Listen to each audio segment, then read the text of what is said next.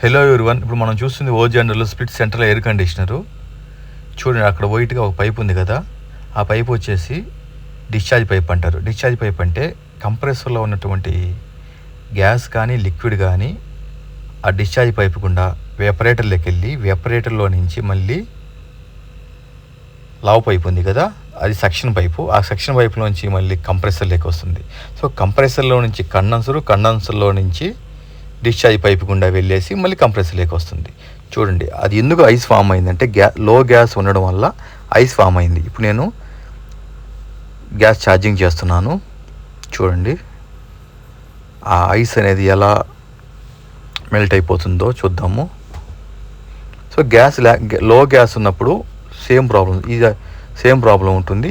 చాలామంది చూసే ఉంటారు, ఈ విధంగా సన్న పైపు ఐస్ ఫామ్ అయి ఉంటుంది. ఇండోర్లో కూడా ఐస్ ఫామ్ అయి ఉంటుంది. వన్స్ సఫిషియెంట్ గ్యాస్ అనేది వెళ్తున్నప్పుడు ఆ ఐస్ అనేది ఏ విధంగా మెల్ట్ అయిపోతుందో చూద్దాము.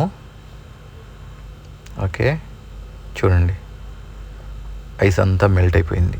ఐస్ అంతా మెల్ట్ అయిపోయి వాటర్ లాగా కరిగిపోయి ఇలా వస్తుంది.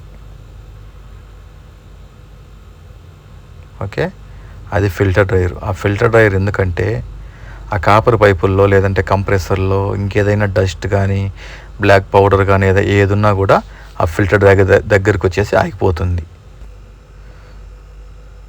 చూడండి, ఇది కోయిట్ వాళ్ళ హౌసు.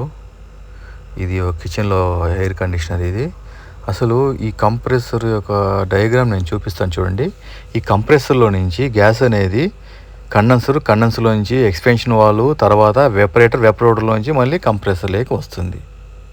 ఓకే అండి, thank you. Please subscribe my YouTube channel.